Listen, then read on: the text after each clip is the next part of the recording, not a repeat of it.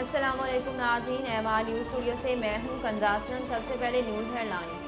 कोयटा में लड़कियों की नाजेबा वीडियोस बनाकर ब्लैकमेल करने के स्कैंडल में मुलजिमान से बरामद मोबाइल फ़ोन, लैपटॉप समेत दीगर डिवाइसेस की फॉरेंसिक रिपोर्ट पुलिस को मौसूल हो गई। डीआईजी पुलिस कोयटा फिदा हसन के मुताबिक वीडियो स्कैंडल में गिरफ्तार मरकजी मुलजिम हिदायतुल्लाह और उसके भाई से बरामद मोबाइल फ़ोन, लैपटॉप समेत दीगर डिवाइसेस की forensic report Punjab forensic laboratory भिजवाई गई थी, जो कि मौसूल हो गई है। Army chief general Qamar Javed Bajwa ने कहा है कि आवाम की सिक्योरिटी और हिफाजत के लिए तमाम वसाइल बुरकार लाए जाएंगे।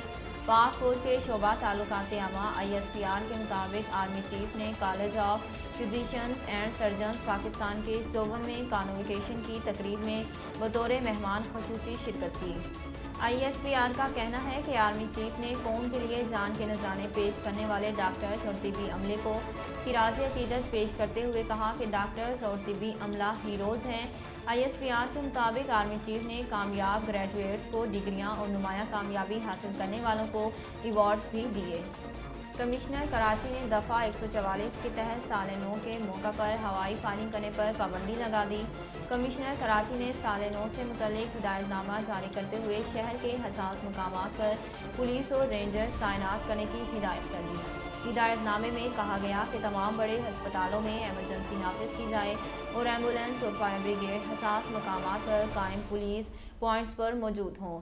दूसरी जानिब हैदराबाद में आज शॉपिंग मॉल्स और बड़े बाजार शाम 7 बजे बंद करा दिए जाएंगे, जबकि इस्लामाबाद में न्यू ईयर पर मोटरसाइकिल की डबल सवारी पर पाबंदी लगा दी गई। ज़िली इंतजामिया के मुताबिक दफ़ा 144 की खिलाफ वर्जी पर मुकदमा दर्ज होगा। मिनी बजट पर अहम इजलास हुआ और कई बड़े रहनुमा गायब रहे।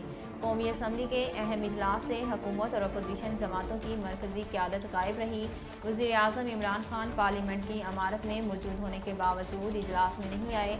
अपोजिशन लीडर शहबाज शरीफ ने भी ऐवान को रौनक बख्शना ज़रूरी नहीं समझा। आसफ जरदारी और बिलावल भुट्टो जरदारी भी इजलास में शरीक नहीं हुए। एहसन इकबाल ने भी अहम इजलास में शिरकत करना गवारा ना समझा। सरदार अख्तर मेंगल ने भी इजलास में शिरकत नहीं की। महंगाई के खिलाफ आवाज़ उठाने वाले और आम आवाम से हमदर्दी रखने वाले सियासी जमातों के सरबराहान का इजलास में शिरकत न करना सवालिया निशान है। वफाकी वज़ीर बराए पोर्ट एंड अली ज़ैदी ने कहा कि सिंध में 20 अरब रुपए की गंदुम खाने वाले चूहों से छुटकारे का वक्त आ गया। समाजी राब्ते की वेबसाइट ट्विटर पर ट्वीट करते हुए उनका कहना था कि जब तक पाकिस्तान पीपल्स पार्टी सियासी जमात के लबादे में सिंध पर काबिज है, तब तक पाकिस्तान तरक्की नहीं कर सकता। नाज़रीन, अब तक के लिए इतना ही। मज़ीद खबरों और अपडेट के लिए हमारे चैनल को सब्सक्राइब कीजिए और हमारे फेसबुक पेज को फॉलो कीजिए।